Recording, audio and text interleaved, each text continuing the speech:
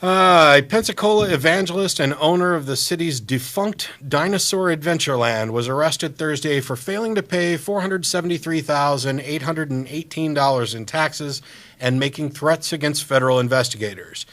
Kent Hovind, who calls himself Dr. Dino and claims that he is employed by God and owns no taxable property, has fought with the IRS for the last 17 years. Hovind was arrested on 58 federal charges, including 44 charges jointly filed against his wife for evading bank reporting requirements. In the years 2001, 2002, they withdrew over $400,000, but they did it in They'll probably have a wonderful 9,000. little vacation, won't they? Well, they did it in $9,500 chunks because that $10,000 limit. If you withdraw more than $10,000, it gets reported to the IRS. Right. They put that in, I think, to kind of keep an eye on organized crime. Yeah. So what they did was they'd go in like on Monday and take out $9,500 and go back in on Wednesday and take out another $9,500 and did this to withdraw it. The other thing that they were doing You mean was they were intentionally deceptive? no, well they were deceptive against the IRS. I don't know what they were using the money for. It could have been legitimate expenses, Okay. but it was a way of avoiding the taxation on it. The other thing they'd done was all of their employees, they designated them missionaries to avoid having to pay any income tax on them. So basically you're talking about potentially 17 years of employees who may also be in trouble because they've been receiving untaxable income, all because And they haven't had Social Security paid in under those names, right? All because he refused to render under Caesar that which is Caesar's, you hypocrite. Right. This When guy... he got in problems for building permits earlier, right? Yeah, he had problems. They were building without a permit and saying that they didn't need one because they're working for God, and God doesn't give permits or whatever. So they actually closed That's down not what this. church-state separation's about, guys. They closed down this Dinosaur Adventure Museum, which is his little creationist fiasco Tremendous showing loss, yeah. dinosaurs and humans. Anyway, bravo, Kent. It's always nice when justice is served, isn't it? I hate this, it's unfortunate that it had to be like this, that they're, the guy's doing stuff that he believes in. He could have worked within the law and not had any problems other than people saying, you know what, you're a quack. You've got crappy credentials. You don't know what you're talking about, and you're spreading a pack of mythical religious nonsense as if it were true and making money on it. I mean, if he was able to withdraw nearly $500,000 over the course of 2 years, the guy's making money. And he's getting donations from plenty of other quacks. And I think that's, we can laugh about it because this is mildly amusing, and this whole man walking with dinosaurs thing is almost cute in a childish way. But it is really one of the reasons why some of us are so actively opposed to the idea of organized religion.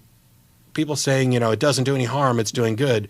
No, that's tons and tons and tons and tons of money that was wasted on this fantasy park when it could have gone to actually help people or do anything else productive. Right, and he's actually in the business of sort of promoting how to create false churches so that you can do tax evasion, right? So he's actually promoting.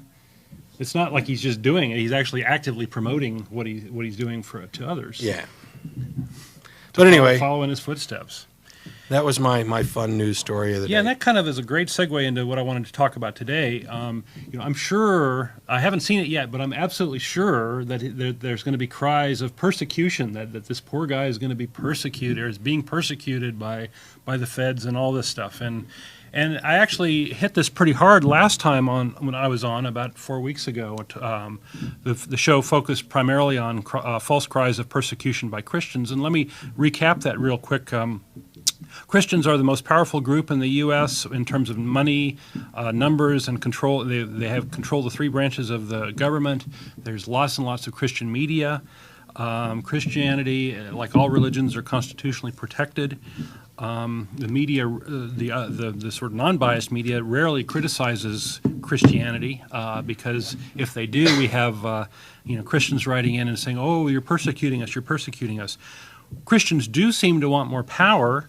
They're pushing the envelope of church-state separation, and anytime somebody is pushing back on there's cries of persecution there, which is I guess they've stolen that from the Jews who really were persecuted.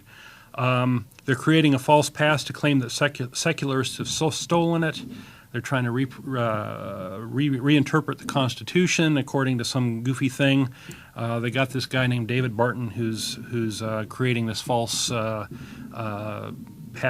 history, fake quotes of the founding fathers and all that. And all that's playing into this idea that Christian principles were supposedly the principles on which the country was founded.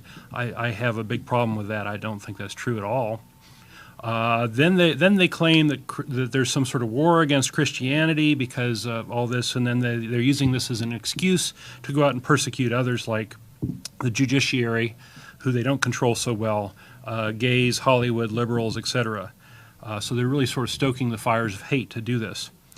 Most claims of Christian persecution are bogus. What they're doing is they're creating a lie to get attention, to gain power, that sort of thing. And lying denigrates and distracts from the real persecution that's going on in the world, which is what I want to talk about more today. Lying doesn't help your cause, and lying is sort of an admission that your cause is crap, right? If you have to lie to promote your cause, then you're sort of admitting that your cause isn't that great, because otherwise you'd use the truth to promote it.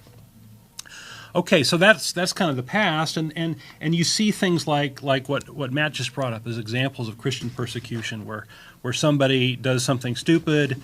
I mentioned on the last time we had some guys producing Bible tracts that looked like real money, and they got in trouble for that, and they were claiming, oh, this is persecution. Well, the Sacred Service doesn't take too kindly to that sort of thing. So today's show, I want to talk about examples of persecution by Christians. And Christians came into power around 375 when the first Roman emperor was not only converted to Christianity, Constantine was converted to Christianity near the end of his reign, but the next one, who I don't remember, actually was Christian. And this started a persecution of rival sects of Christianity. There was a winnowing out of all the different versions of Christianity, and there were many. Later, there were pogroms and crusades against Jews and the Islam, and both in the Old World and the New World. In the Middle Ages, we had a torture industry promoted mainly by the Catholic Church and the Inquisition, which is sort of still alive today in a rather odd way. We'll get to that later. We have the burning of witches and pagans and torture of heretics and all this throughout the Middle Ages as well, up until even the time of the founding of the U.S. When we had the Salem witch trials and all that ridiculousness. Slavery has been justified biblically, and the subjugation of women still goes on. It's been going on since the beginning. So all of this stuff, I really doubt you're going to learn about any of that in church. I really think you're just going to get the whitewashed version of what Christianity is about. So these are sort of many of these are sort of older things. I mean, the persecution of the Jews is certainly something that happened in the 20th century, especially with Hitler and the persecution of the Jews there. A lot of it was based on Christianity, and a lot of it was based on this anti-Semitism that Jews killed Jesus or whatever. And I think that of all the groups, the Jews have suffered the most from Christians. I think that's just sort of been part and parcel of Christianity throughout. And only since the Holocaust has it sort of been sort of looked down upon, although you can still find it in places. So, and the reason for this is supposedly because Jews killed Jesus, right?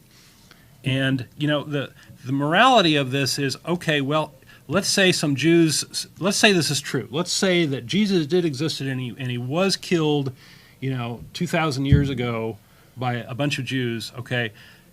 Then if that's morally okay to kill millions of Jews in response to that, isn't it morally also okay for the Jews to kill millions of millions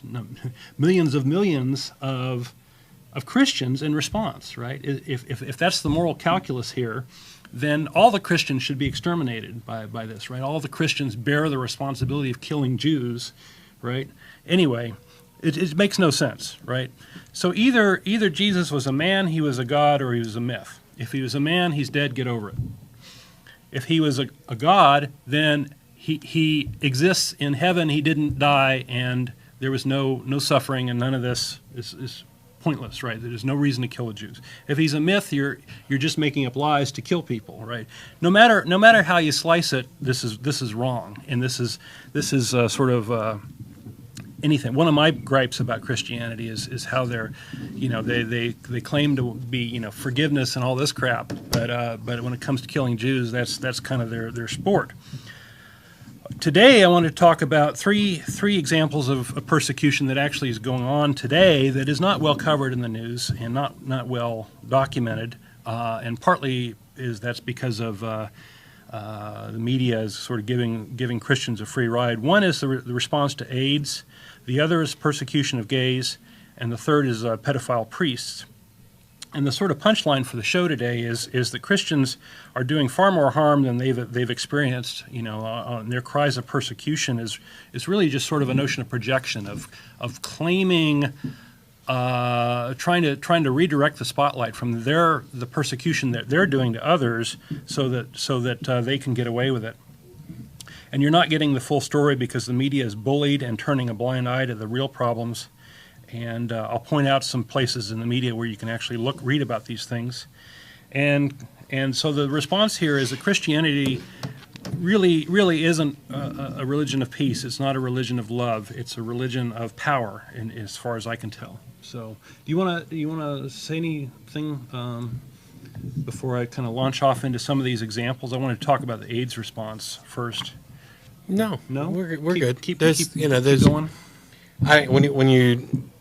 We're talking about whether or not Christianity is a religion of peace. A lot of that depends on, which version of Christianity, who you're talking about, whether or not you're indicting organized religion or a particular, interpretation or doctrine or dogma, and it's going to vary. And we had a big discussion yesterday on the nonprofits, and it's something that I've been, working on a lot lately. In this idea that people don't necessarily believe in God as much as they believe in belief. They don't necessarily believe the tenets of Christianity as they believe in this need to maintain a hold on their Christianity. Because, most Christians, we talk about the potential harm that any religion or Christianity in particular can do.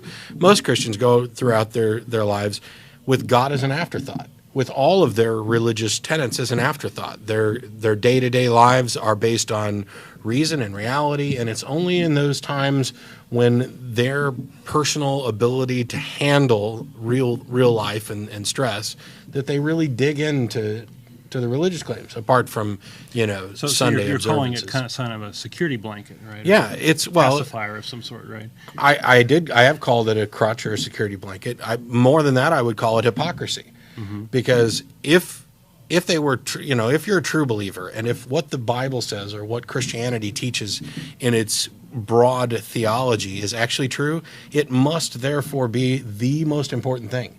And while I can look at the words of Jesus in the Sermon on the Mount, talking about sell all your belongings and give all the money to the poor and don't worry about anything because God's going to provide everything you need. Right, don't worry about the future. Right. I can look at that and saying that's terrible advice. That's ridiculous. That's stupid. But if in fact Christianity is true, that's what they should all be doing. The fact that they don't demonstrates, number one, that they really don't believe it to the extent that they claim that they do. And it's only when somebody dares to say, you know what, maybe this all isn't true. Maybe this is an absurdity. Maybe it's a remnant, kind of an emergent hive mind thing to keep us from feeling bad or worrying about what happens at the end of our lives. Answer these tough questions. Let's, rather than spend a lot of time focusing on whether or not something is morally right or wrong, I'll just go ahead and accept what I'm told is morally right or wrong. That shortcuts everything. I don't have to waste time thinking about it, and I can get on with my life.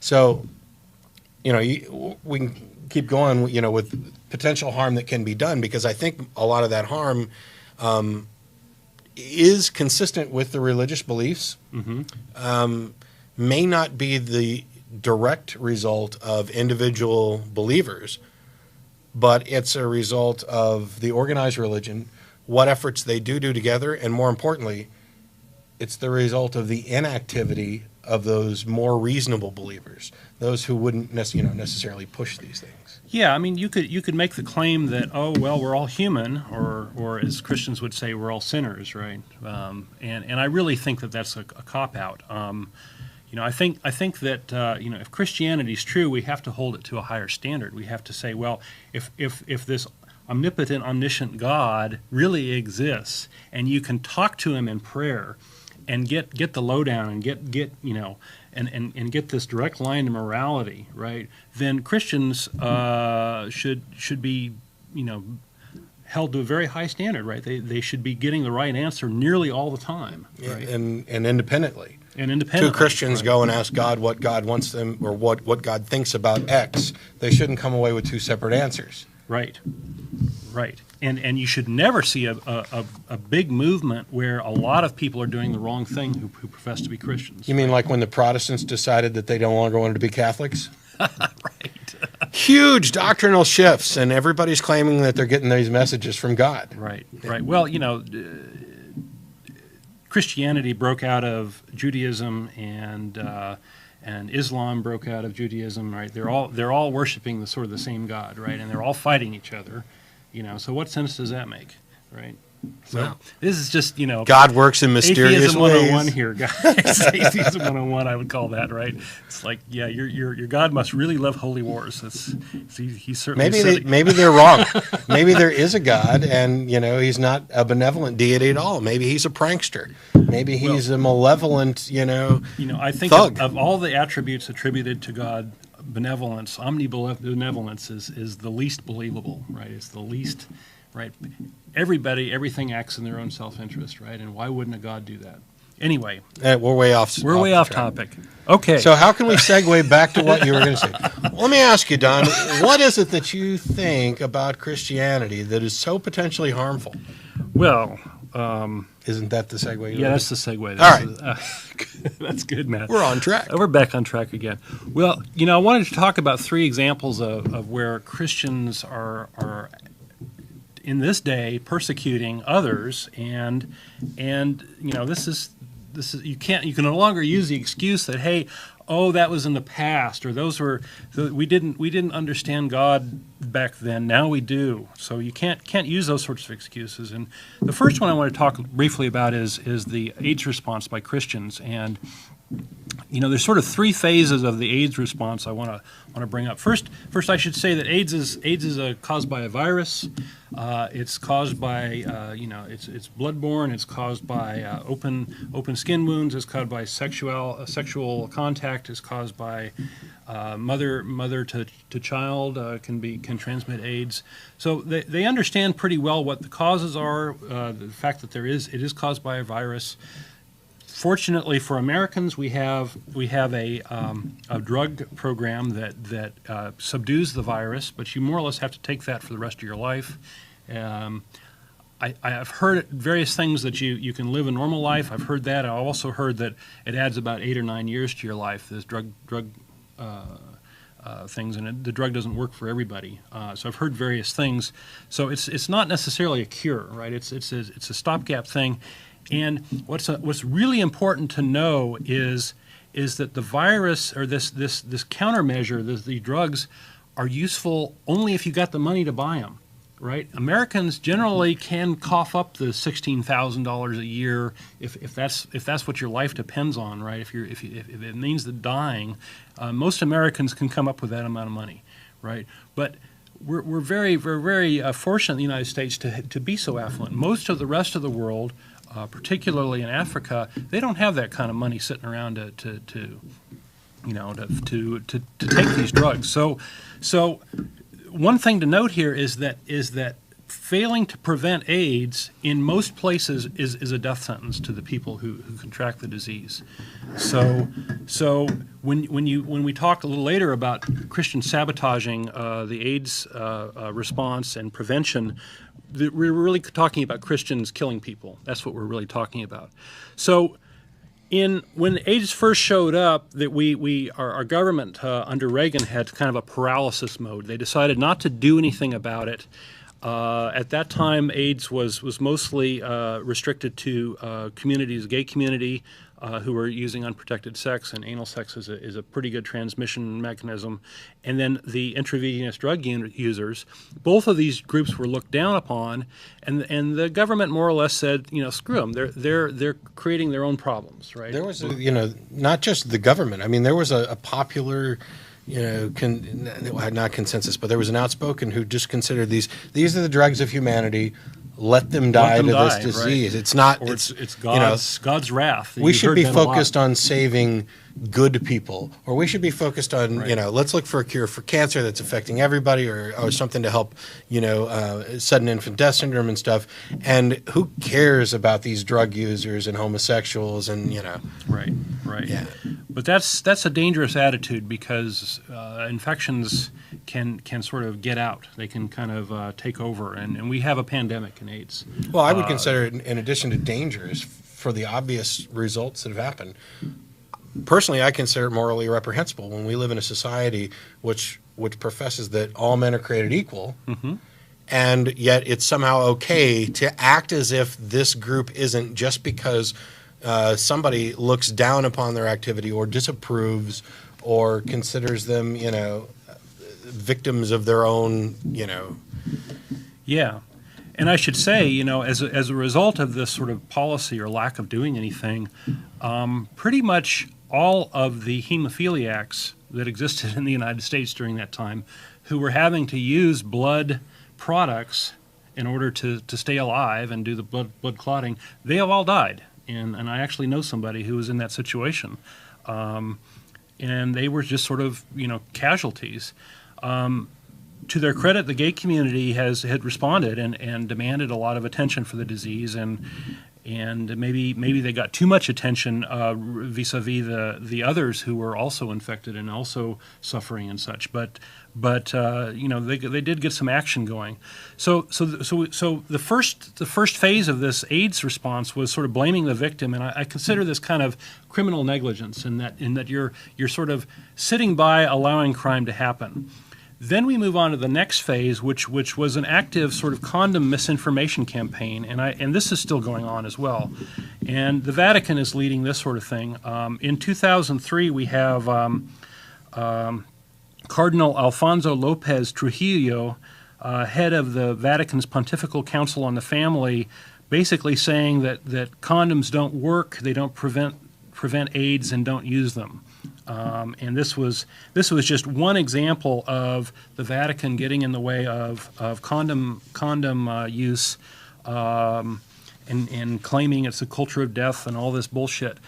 Excuse me, I guess I shouldn't say that on TV. Nah, you're fine. It was bullshit. It was bullshit. Okay. So effectively, with the Vatican and others have through this war on condoms, which still goes on, by the way, has sabotaged a lot of prevention programs, and I consider this, pretty much like manslaughter. Right? You're not actually going out and killing people, but you're sort of setting this up to, preventing something that could help people. So that's the second phase. The third phase, I think, is going on in recent years with the evangelicals and this so-called PEPFAR. I've talked about this before. But what we have is the Christian groups, mostly Protestant this time, James Dobson and Franklin Graham, taking over and mandating what goes on in the AIDS response from the United States in the way of our policies in Africa. And basically they're saying, well, we think condoms are morally repugnant, and we're going to sabotage any sort of prevention program that has anything to do with condoms, and we're going to try to substitute abstinence and faithfulness or minimizing your partners. We're going to sabotage. We're going to rely on those. So.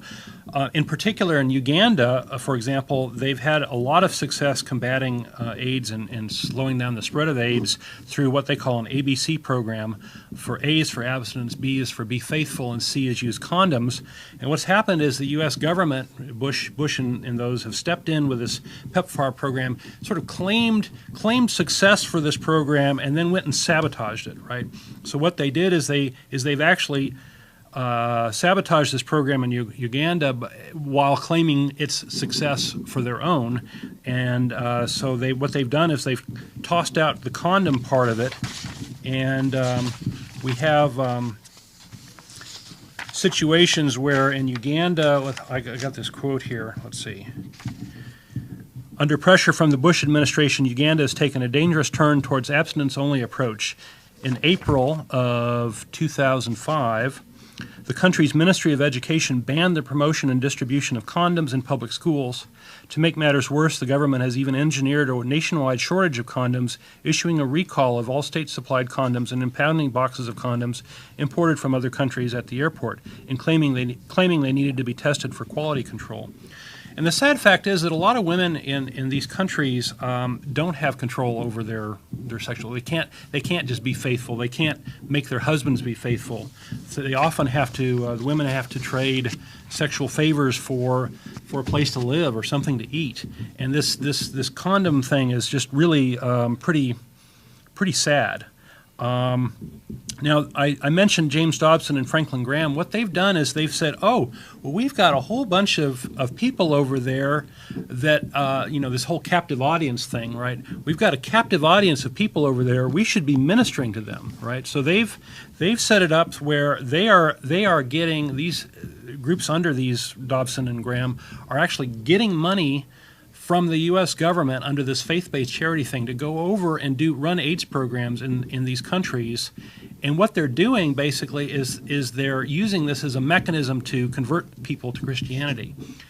And I'm willing to bet that people who are not willing to convert are going to get less services than people who are.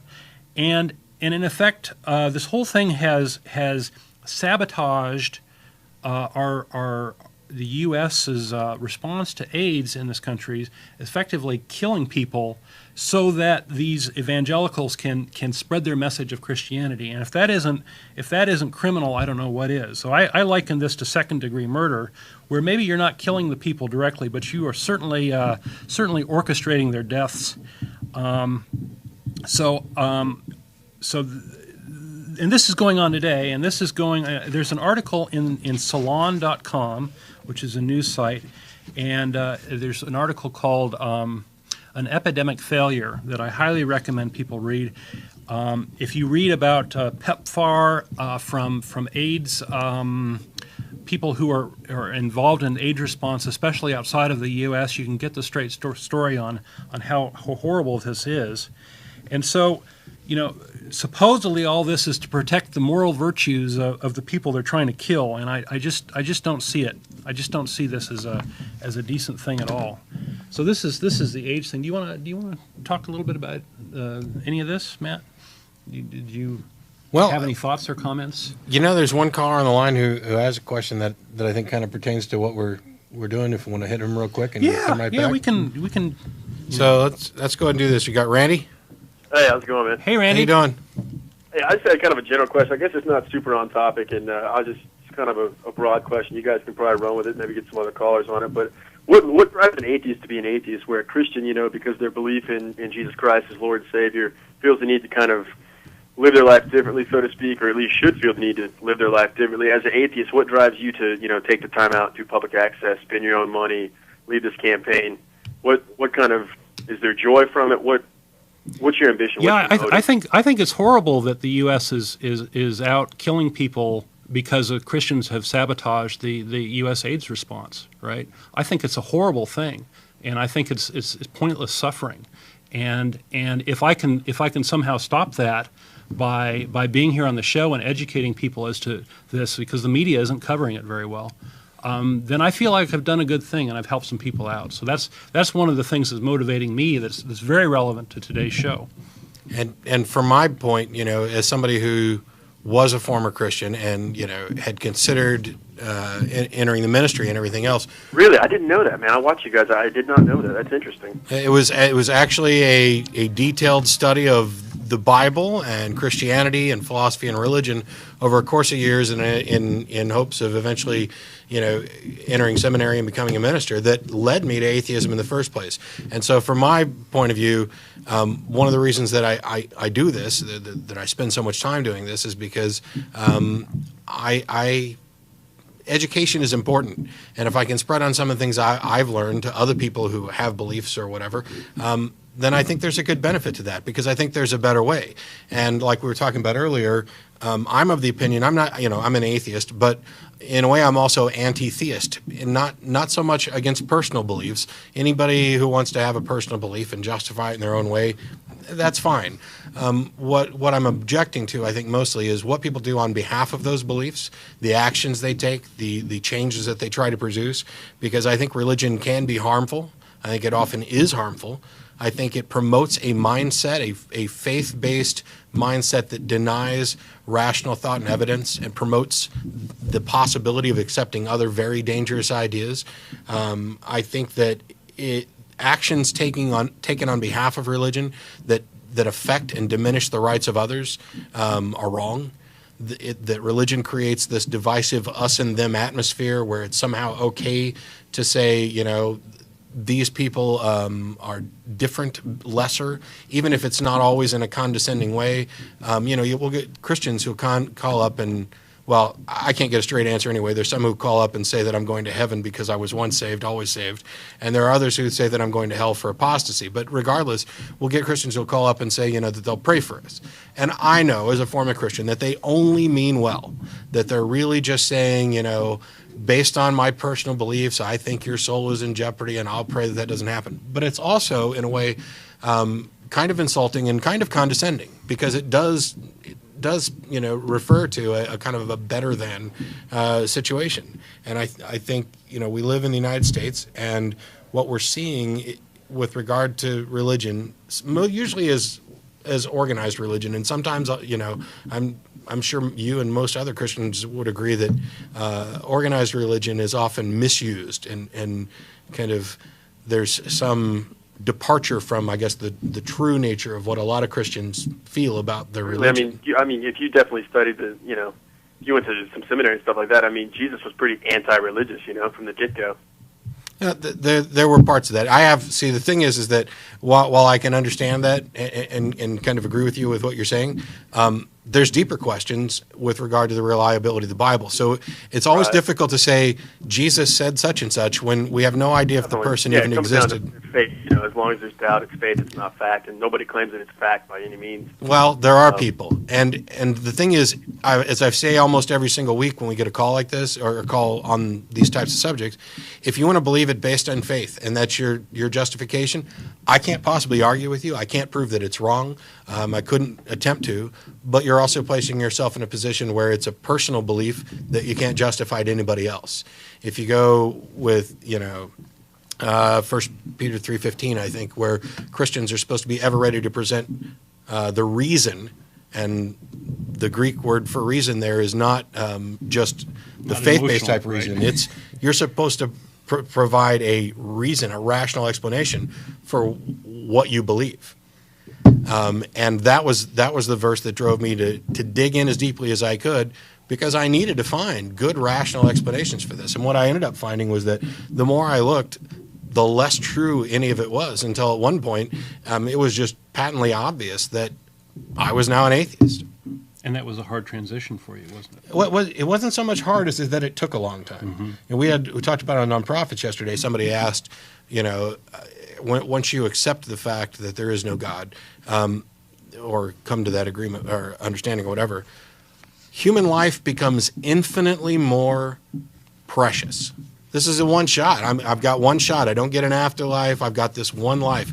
And so every minute of this life is infinitely more significant to me than it ever was as a Christian, or ever could be to anybody who believes in an afterlife or reincarnation or anything else. I can definitely buy into that. My only question to you is, what if, that big what if there is an afterlife? What if, in fact, you are wrong? Okay, and what if you're... You know what I mean? That's a version of Pascal's wager. What if you're wrong? What if well, if I'm wrong, what's my loss? I mean, No. You're making a huge assumption that there is Christianity or Take a nothing. stab at this too. There's thousands of religions. You could be wrong on any different aspect, and some other religion could be right. Some other interpretation of Christianity could be right. And all of us, I mean, it could be that all of the religions are wrong. But if any, this isn't a dichotomy. It's not Christianity is either true or there's no such thing as a God, no such thing as an afterlife.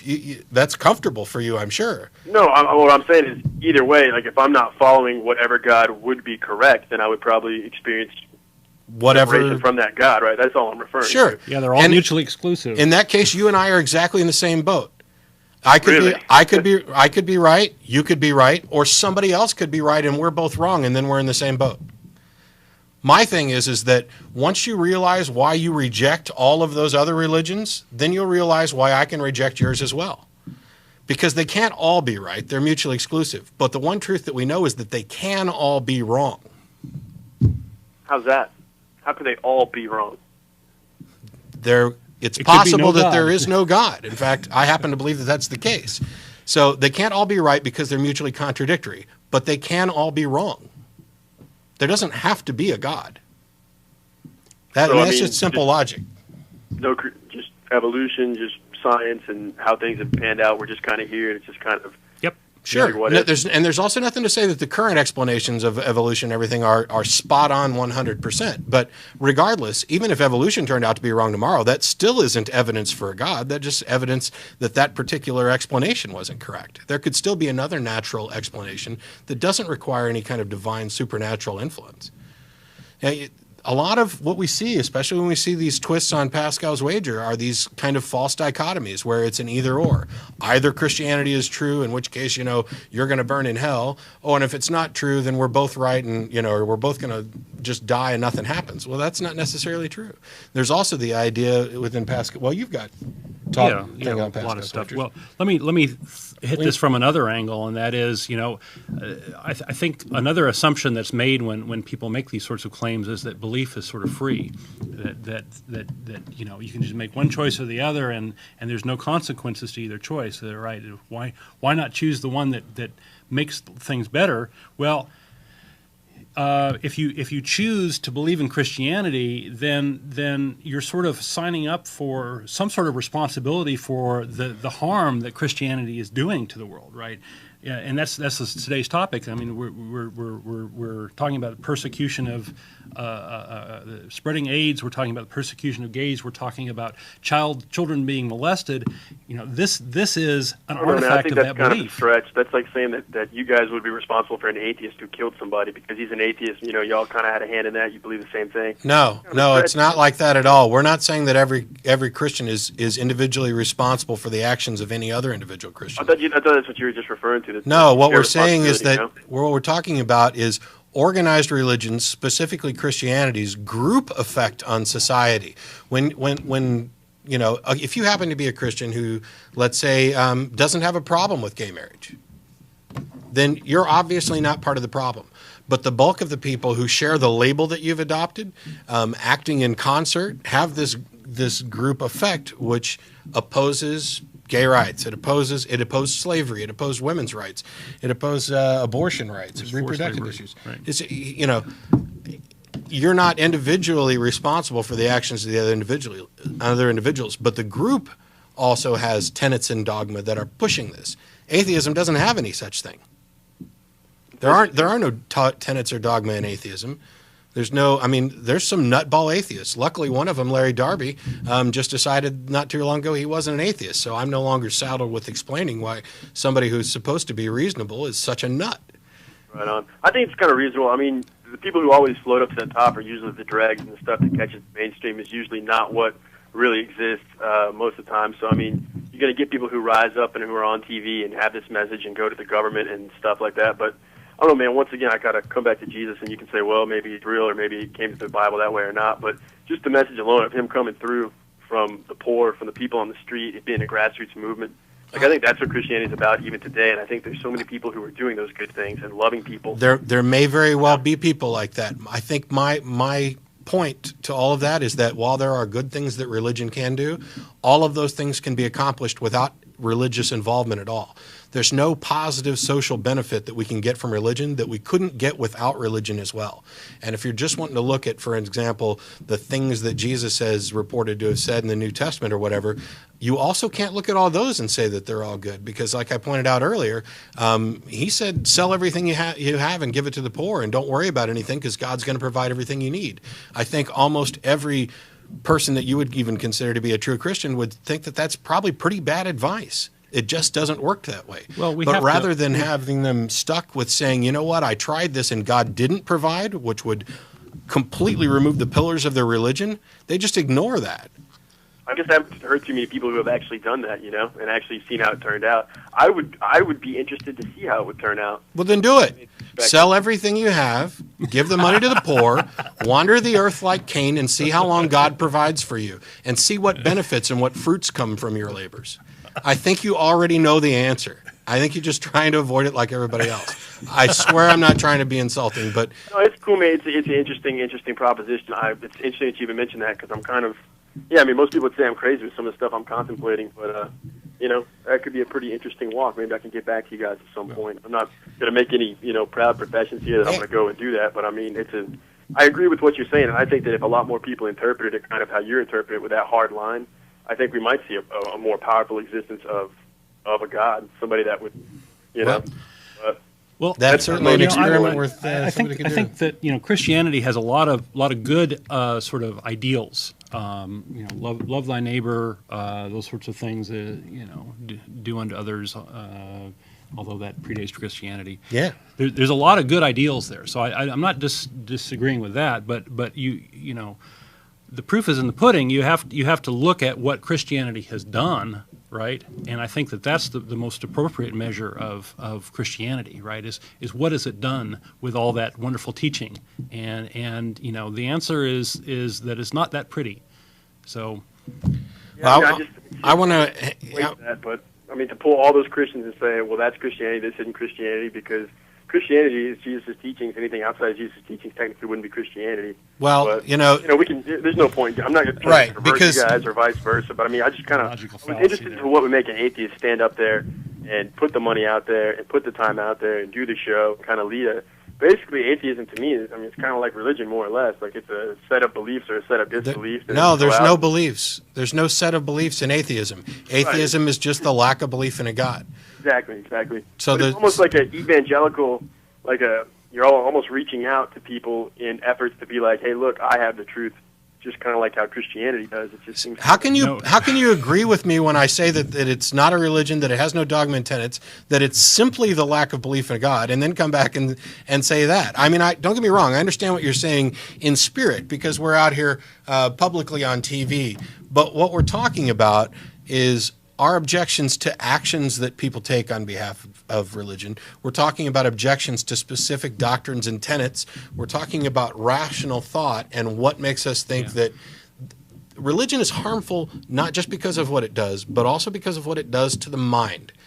If you have to get rid of or compartmentalize beliefs so that they're no longer subject to critical examination and they're based on faith, then that opens you up to believing all sorts of dangerous things, not that what you're already believing. Let me add to that. We had a little sign up a little earlier that said skepticism as a virtue, and we actually encourage people to be skeptical of what we say, right? Because we can be wrong too. So by all means, criticize, tear us down, tell us when we're wrong. And we acknowledge that. Every time somebody calls us on a fact, we try to correct ourselves, right? Yeah. So, but anyway, I don't want to let this go on too long, so we're gonna let you go, Randy, because he's got a lot of stuff to get to. But you and anybody else listening who wants to, you're free to email tv@atheist-community.org.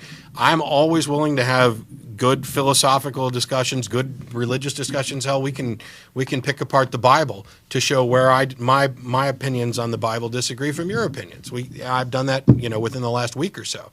I'll get back to you in a few years when I learn Hebrew and Greek, man. I got some homework to do first, but I hear you. It's a complex subject, no doubt. I sounded almost exactly like that 3 years ago. So who knows? Maybe you'll come to catch the dark up. Side, yeah. I doubt it, seriously, guys. But yeah, you guys take care. I doubted it too, but thanks, Randy. All right.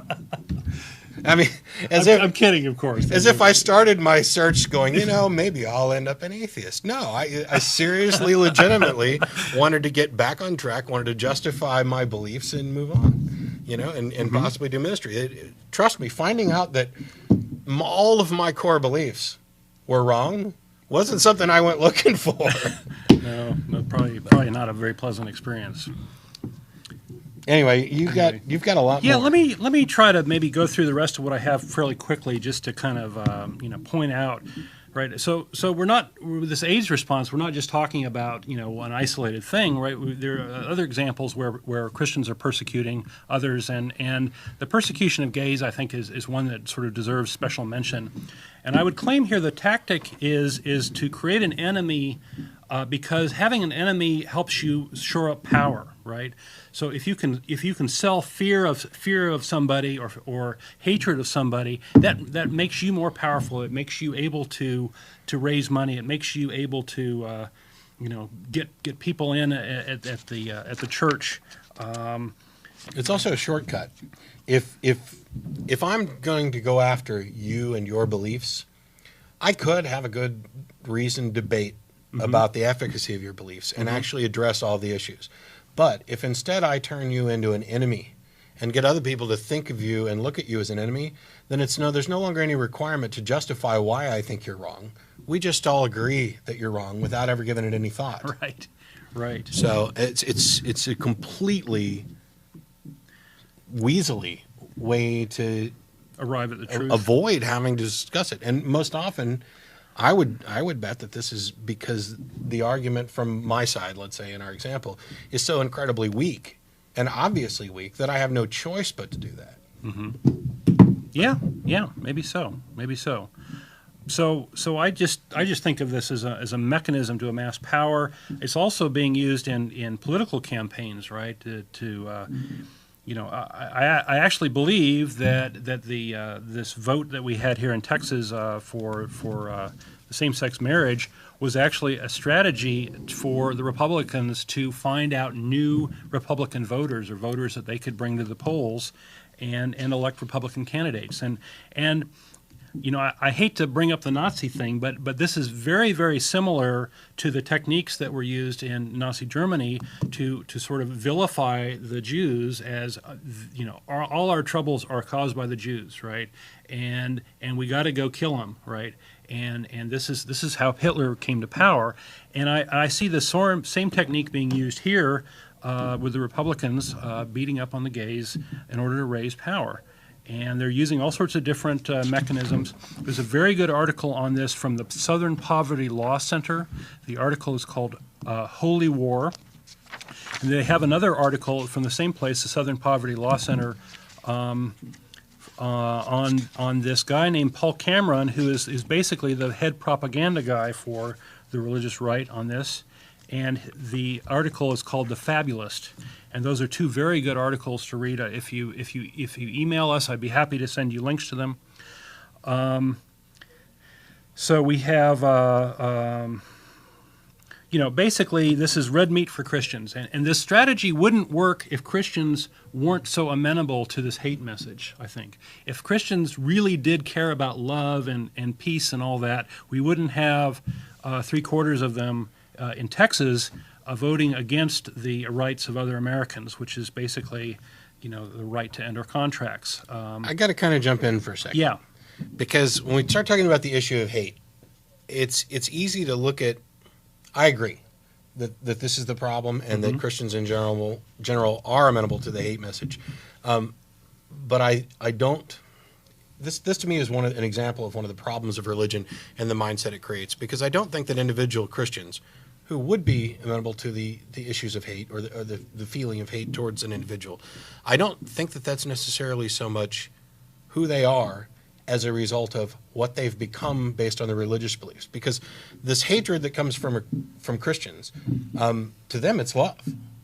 But it's a kind of a dissociation because they hate. Maybe they should love somebody else. Well, they hate Satan. They hate Satan and the devil. Right. And they see these things which aren't Christian and equate them with Satan and the devil because the Bible specifically teaches this idea that they're to be separate from the world, that the world is evil and they are to, that the devil is their constant adversary.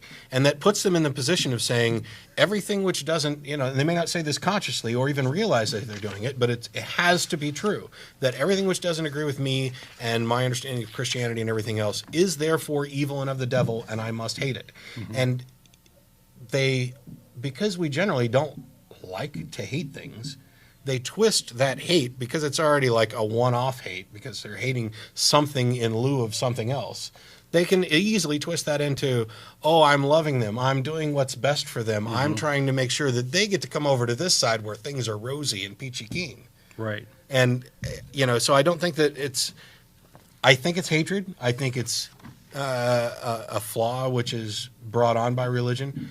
But I also think that it's not necessarily, it's individuals who may not necessarily recognize that what they're talking about is hatred. But maybe so. And to sort of emphasize what you just said, there's a quote from James Dobson, the same James Dobson who's orchestrating the deaths of people in Africa. He says that marriage is under vicious attack from the forces of hell itself. So that's his assessment of sure. Gay marriage. And there's two conflicting verses, and I'm not going to remember either of them right now, and I don't have my Bible handy this week either. But there's one which implies Jesus saying, "If you're not with me, you're against me," mm-hmm. and there's another one which implies. Didn't Bush say that too? Didn't Bush say that too? Oh, I'm sure, but Okay. There's another one which implies the opposite, which is as long as you're not against me, you're with me. Those are two separate things. Mm-hmm. If you're not actively against me, then you're with me and on my side. And then there's the opposite one, which is if you're not actively on my side, you're against me. So you've got these conflicting ideas, which is another reason why we can go through the Bible and justify pretty much any old thing we want based on how we want to look at it. Okay. Well, I got a little bit more. We're a live call-in show today on the 16th of July. Already, July. There's our number up on the screen. You're welcome to call in. So pretty soon we'll just be going directly to callers. I wanted to talk a little bit about the priest scandal. So we have these pedophile priests going on molesting kids, and that's a bad thing. And those priests need to be punished or whatever. But what we have, just the scope of the problem here is we have tens of thousands of victims. Even admitted by the church that there's that many victims. Turns out that 1/10 of all priests are accused of sexual improprieties, and that doesn't necessarily mean that one in 10 is, but that's not a very very good ratio. There's been a Vatican cover up of this since the backing up. I'm trying to go through this quickly so we can get to callers. But the deal here is that there's some bad juju, bad stuff that's been going on in the Catholic Church, but rather than address it and fix it and say, hey, we have a problem, let's try to fix it, let's do something, they've swept it under the rug. They've moved the priests around between different parishes or different dioceses, and hidden it and paid off the victims and all this stuff. And this has been going on paid them off to the tunes of hundreds of millions of dollars. Right. Overall, right, and so this cover-up's been going on since the 60s. To date, there is nobody who has been involved in the cover-up who has been indicted, right? So there's all of this terrible stuff going on. This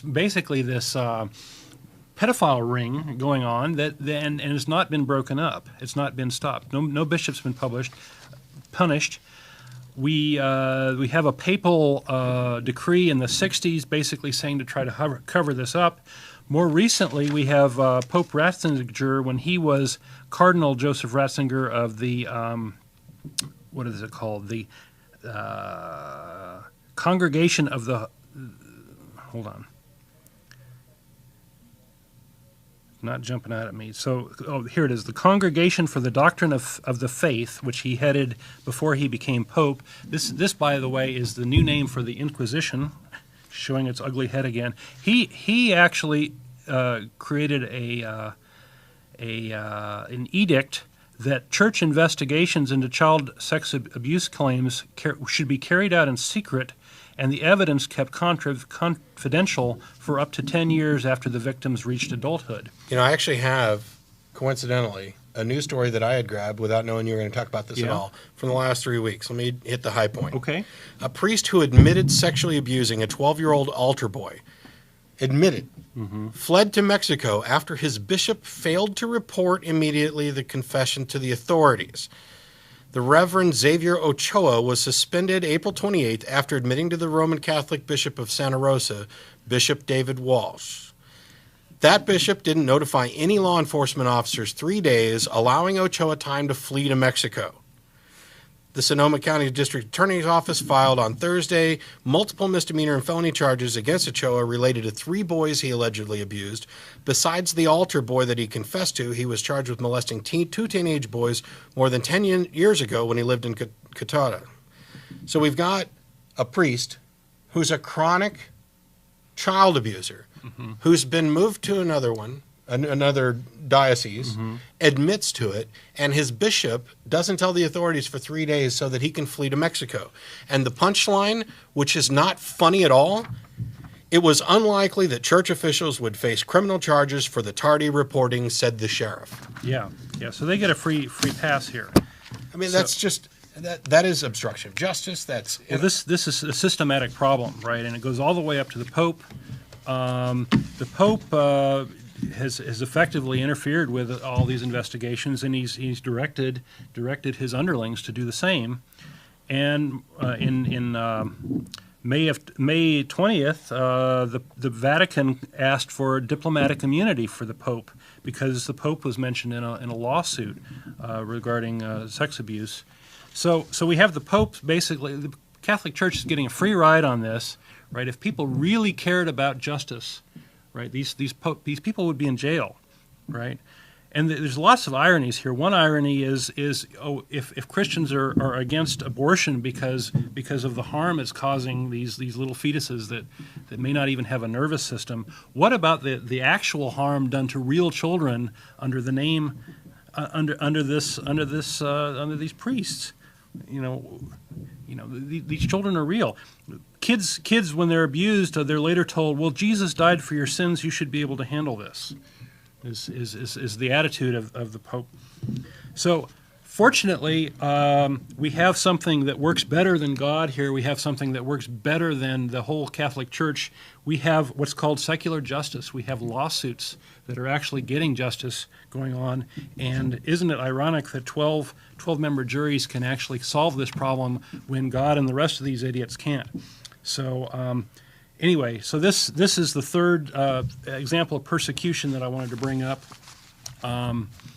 Diplomatic immunity. Pretty sad. Yeah.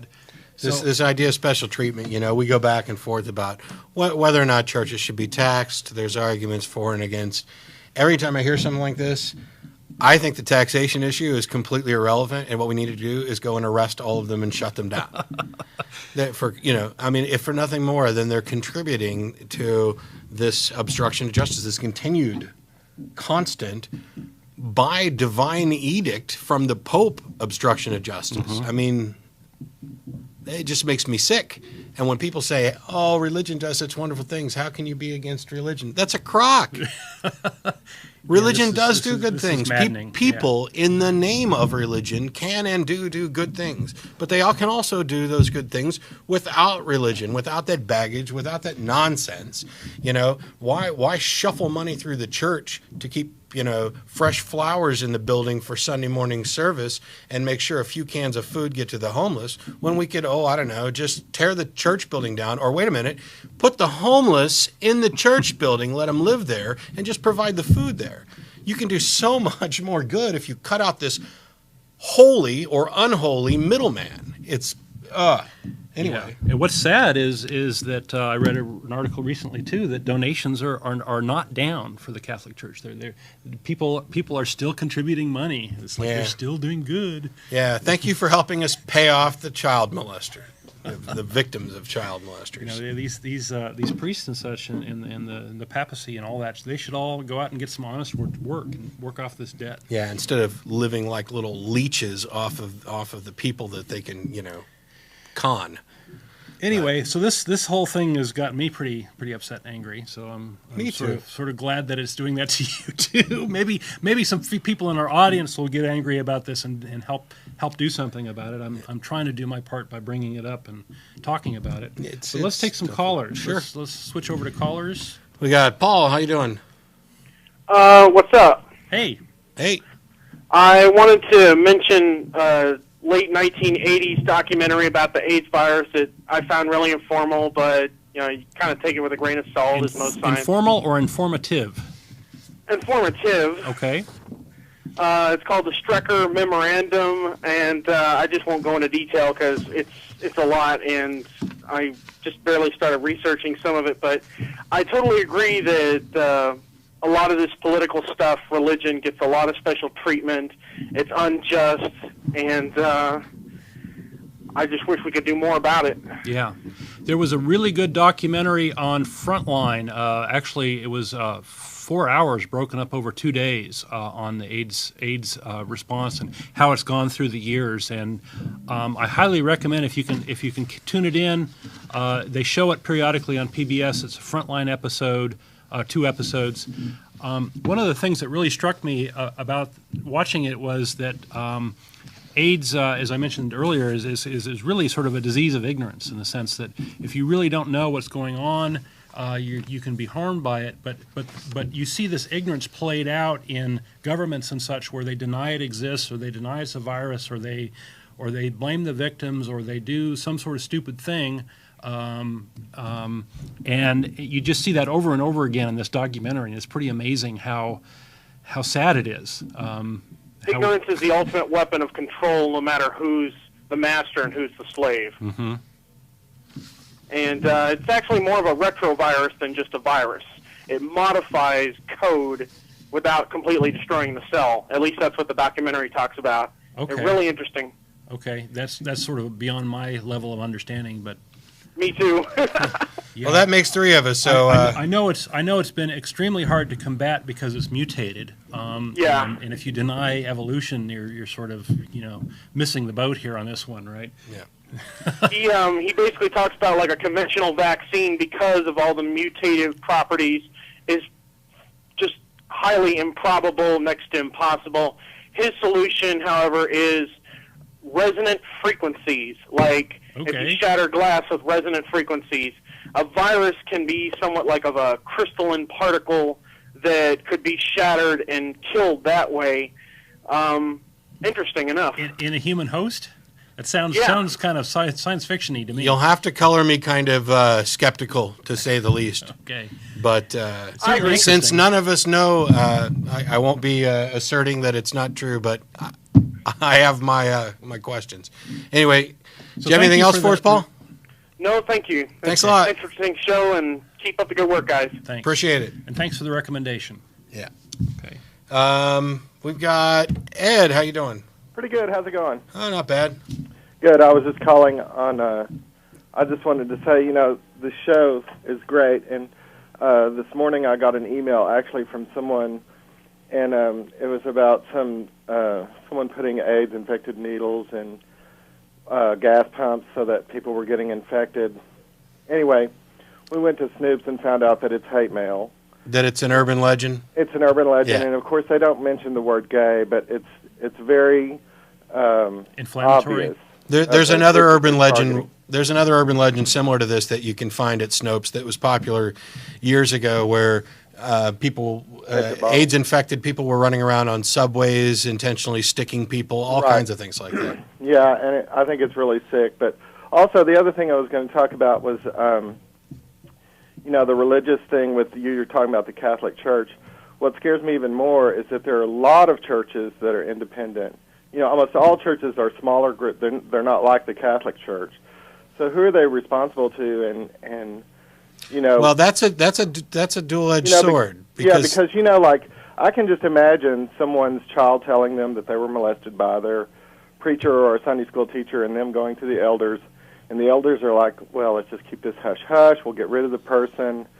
I'm sure that goes on all the time. And tell the parents, we'll send this person somewhere else, as long as nobody says anything about it, because it'll do great harm to their particular church. See, I know somebody personally who was molested by, and granted this wasn't a Catholic, but it was by somebody who was in an official or semi-official position with the church, and it didn't come to light for many years, and then nobody did shit about it, and it still pisses me off. It was exactly the wrong thing to do.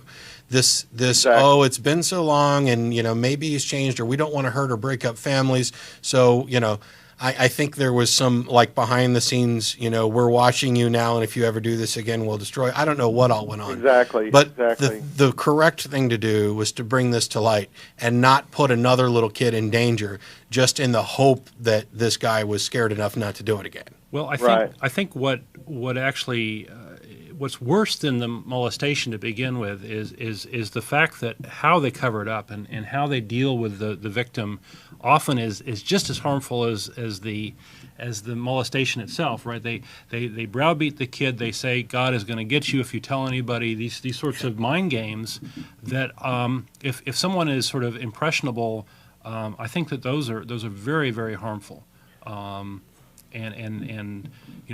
Every time I've read about an adult who's been through that, and they're ending up pretty scarred, I would say, and scarred just as much by the way they were treated after the abuse as the abuse itself. Right. Well, one of the things that made me wonder about that is, over the past few years, I've seen several stories here locally on local, Sunday school teacher molested, or they beat someone up with some switches, or this and that. Mm-hmm. And a lot of times I noticed that, that church, the next day or the next week, they still have, all the kids are there, all the same people are there, and just one person was removed. And they're not, if it was like a private business or something, that place would be shut down. They'd be investigating everybody. And it's like you said, because they're Christians, suddenly, oh, well, this particular person wasn't a Christian, and, Right. I think that to be fair,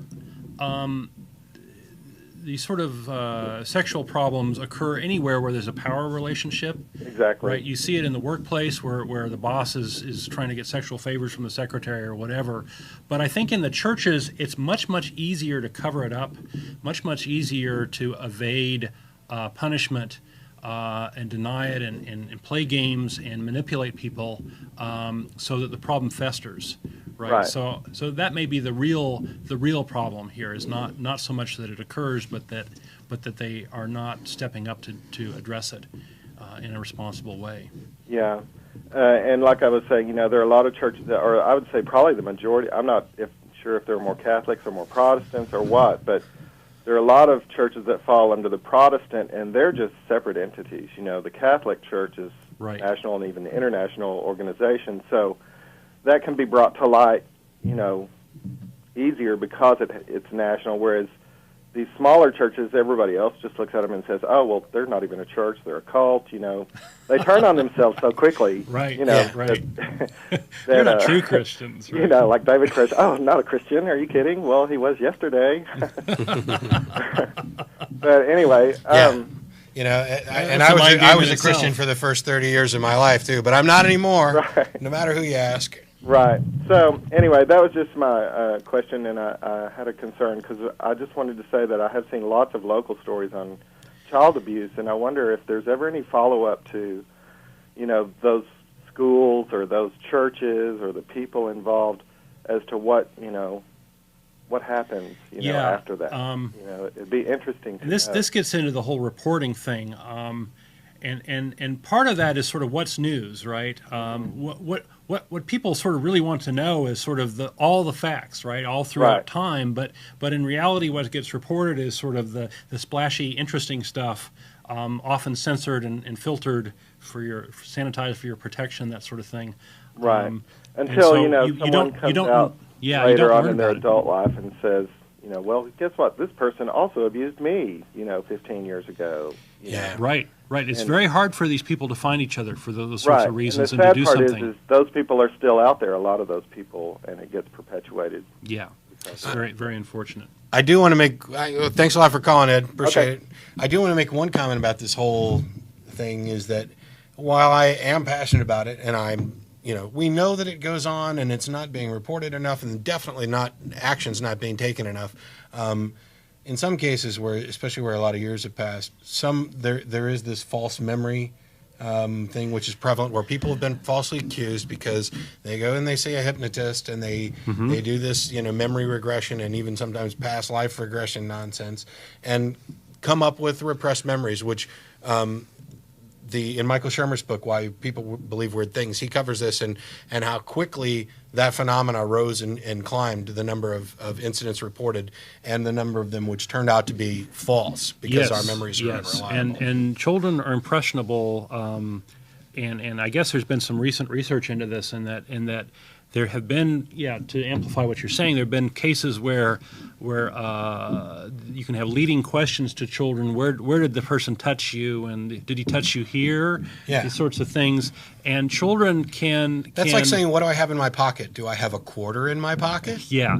Children can be led this way. And what's worse is children can be led to believe that something actually happened that didn't happen, right? They can deeply believe that it happened through this sort of line of questioning, and it's very problematic. There have been a lot of careers of decent, good people ruined because of these sorts of things. So yes, you do have to investigate these claims properly, and you have to be very, very careful, especially with children. Adults can be led as well, but children are especially subject to this sort of thing. Another thing that we brought up earlier that I want to amplify is there is this website called Snopes.com, SNOPES.com. If you hear a story that sounds a little bit fishy or too titillating to be true or whatever, go check it out there. This is an urban legend site. If these are sort of stories that take on a life of their own and people spread them, often from forwarding via email, that sort of thing, and they're often of questionable truth, this site goes out and actually does the research. Thank you guys. Does the research behind them and says whether or not they're true, and if they are true, what the real facts are and such. And very often the stories are not true, and the legend just sort of appeared out of nowhere. But this is a good site to go look at for facts on these sorts of things, these sorts of stories. So I'm thrilled our crew in the back put that up. So, take another caller? Sure, let's go on. We've got, is it Josh? Yeah. Hello, how you doing? Pretty good. How are you guys doing? Pretty good. Yeah, I just had a question for you guys. I agree with everything you guys are saying about this priest molestation and, everything that goes on in the Catholic Church. But I just wanted you guys to understand that there actually is a big space between the Catholic Church and Christianity. And Christianity actually has nothing to do with religion. Well, hang on really quick, because I didn't actually bring all the data with me, but when we're talking about pedophile priests, we're not just talking about Catholics. The corruption with the cover-ups does exist in the Catholic Church, but if you go online and do research, you'll find that it is prevalent within Protestant churches as well. More widespread. So and the difference is, and this is just because of some limiting statistics, is that the Protestant targets aren't boys as often as much as the Catholic targets are, and the Protestant targets aren't covered up as easily and as often as the Catholic targets are. But by no means have Catholics cornered the market on abusing children. I'm glad you brought that up, Matt, because we don't need to be picking on the Catholics alone. We need to be painting a broader brush. And on your other point about whether or not Christianity has anything to do with religion, congratulations, you have opinion number 983,625 on what true Christianity is. And until somebody can actually demonstrate which one of all those opinions is correct, they're all just as empty and meaningless. Well, I'm sorry that you guys feel that way, but, the thing is, how can you say just because all these things happen in the world that there's just absolutely no God? I mean, I didn't say that. Eliminate God from anything? I didn't say that. The burden of proof is on the person making the claim. If you're going to make a claim that a God exists, that this supernatural entity exists, you actually have to prove it, because the default position is not to believe that there's some supernatural being when there's absolutely no evidence to support it. Do you believe in evolution?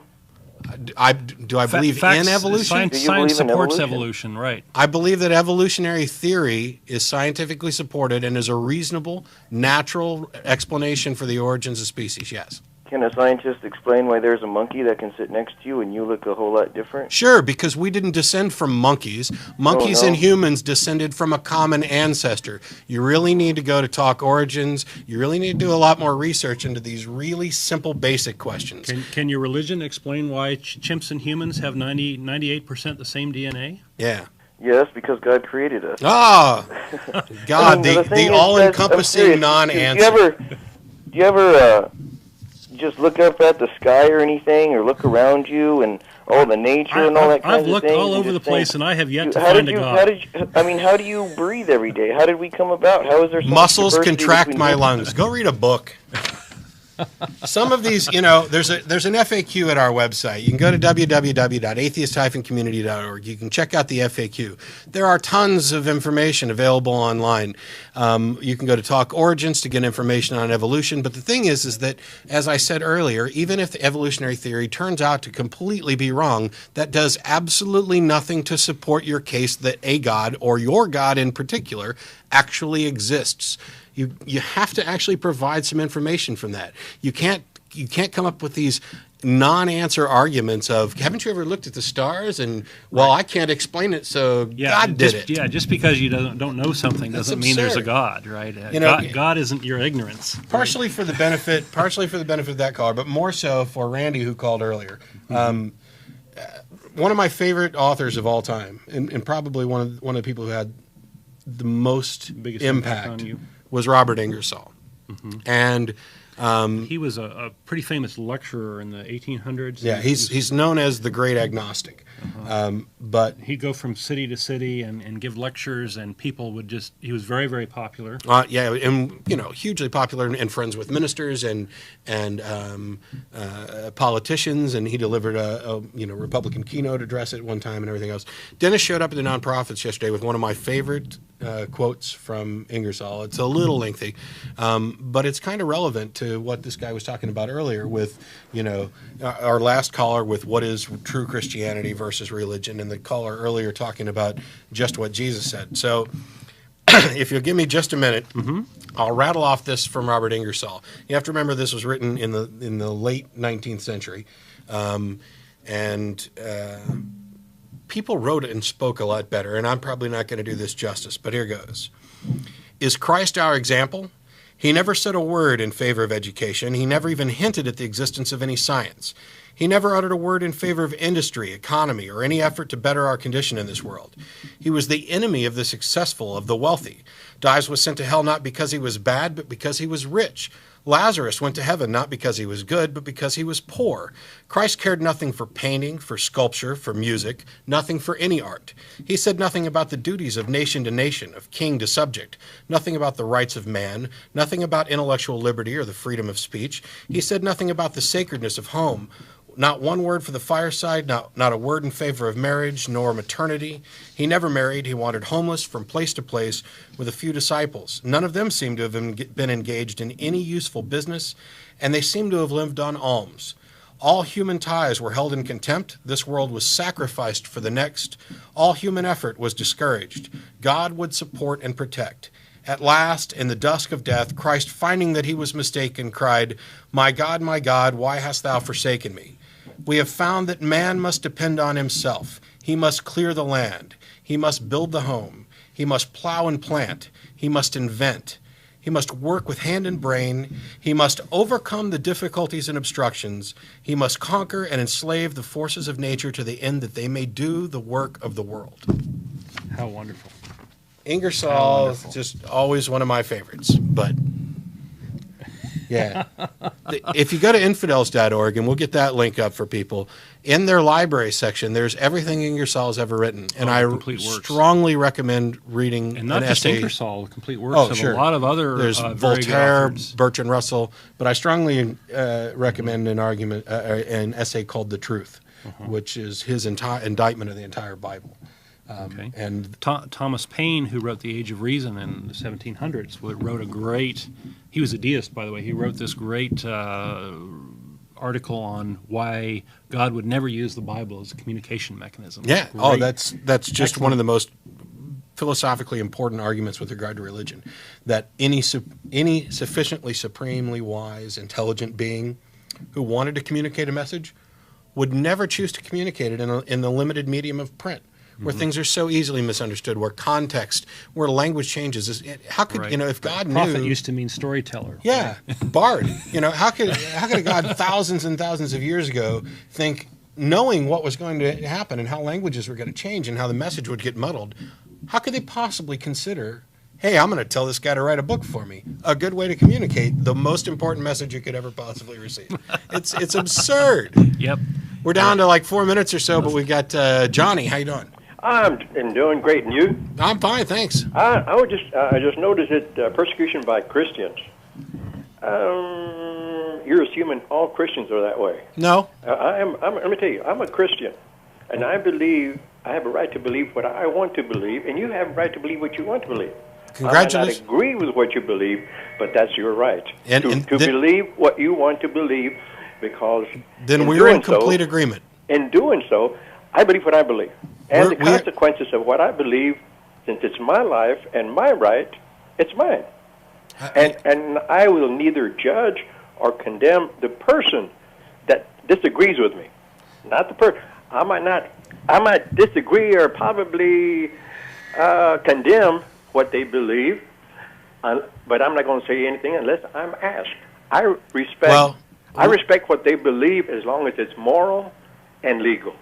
We are in complete agreement. Okay, so as long as what somebody believes is moral, they have a right to their belief. I'm not objecting to them personally. We're talking about things people do in the name of their belief. Well, again, I have a right to believe whatever I want. Sure. And I'm going to have to live by it and die by it. Okay. That's my right.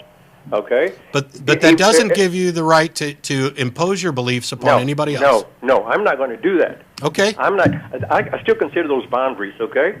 I'm not going to overstep the boundaries unless I'm asked.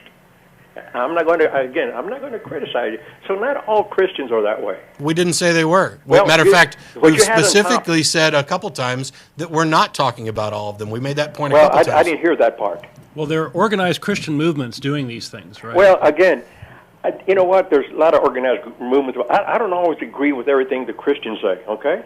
I don't always agree. I don't always believe the way they believe, okay? But so there's not a universal morality from God? not everybody sees it the same way.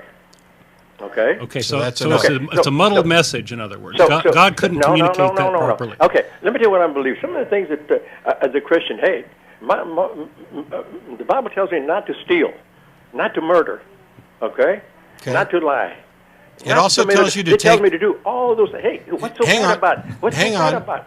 Hang on. It also takes you to take unruly children to the edge of town and stone them. Do you think that that's a good idea too? Well, again, like I said a while ago, there's some things that I don't agree with. Okay. So there are things in the Bible. There's just like a lot of things I don't agree. Hang on. I'm just trying to understand. I realize that you can't hear me. We got different mics going. I'm just trying to understand. You're saying that in the Bible there are things you agree with and things you don't agree with. There's some things that I might not agree because I don't understand. Okay. You don't. Okay. What do you not understand Well, about? Hang on. What do you not understand about an order to take unruly children to the edge of town and stone them? I mean, that's in there. It's clear. Let me ask you. When's the last time? No, I asked a question.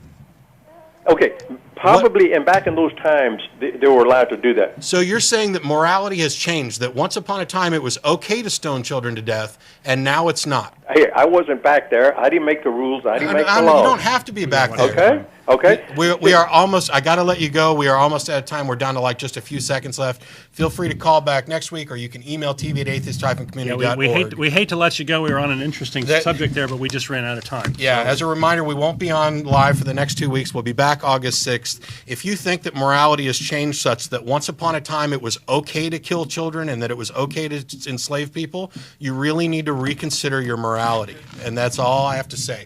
Feel free to come on out and join us at Thread Guilds. Any atheist or atheist-friendly people will be there between 6:30, or we'll get there about 6:30, 6:45. Thanks to our callers. Thanks We'll see to you our on cast August and 6th. crew. Good show. Yep. Favorites, but Yeah. If you go to infidels.org, and we'll get that link up for people, in their library section, there's everything Ingersoll's ever written. And I strongly recommend reading and not an just essay. Ingersoll, the complete works of a lot of other There's very good Voltaire, authors. Bertrand Russell, but I strongly recommend an essay called The Truth, which is his indictment of the entire Bible. Okay. And Thomas Paine, who wrote The Age of Reason in the 1700s, wrote a great, he was a deist, by the way, he wrote this great article on why God would never use the Bible as a communication mechanism. yeah, Great. that's just one of the most philosophically important arguments with regard to religion, that any sufficiently supremely wise, intelligent being who wanted to communicate a message would never choose to communicate it in the limited medium of print, where things are so easily misunderstood, where context, where language changes. How could, if God knew... Prophet used to mean storyteller. Yeah, bard. How could a God thousands and thousands of years ago think, knowing what was going to happen and how languages were going to change and how the message would get muddled, how could they possibly consider, hey, I'm going to tell this guy to write a book for me? A good way to communicate the most important message you could ever possibly receive. It's absurd. Yep. We're down to like 4 minutes or so, but we've got Johnny. How you doing? I'm doing great, and you? I'm fine, thanks. I just noticed that persecution by Christians. You're assuming all Christians are that way. No. Let me tell you, I'm a Christian, and I believe I have a right to believe what I want to believe, and you have a right to believe what you want to believe. Congratulations. I might not agree with what you believe, but that's your right to then, believe what you want to believe, because then we're in complete agreement. In doing so, I believe what I believe. And the consequences of what I believe, since it's my life and my right, it's mine. And I will neither judge or condemn the person that disagrees with me. Not the person. I might disagree or probably condemn what they believe, but I'm not going to say anything unless I'm asked. I respect what they believe as long as it's moral and legal. We are in complete agreement. Okay. So as long as what somebody believes is moral, they have a right to their belief. I'm not objecting.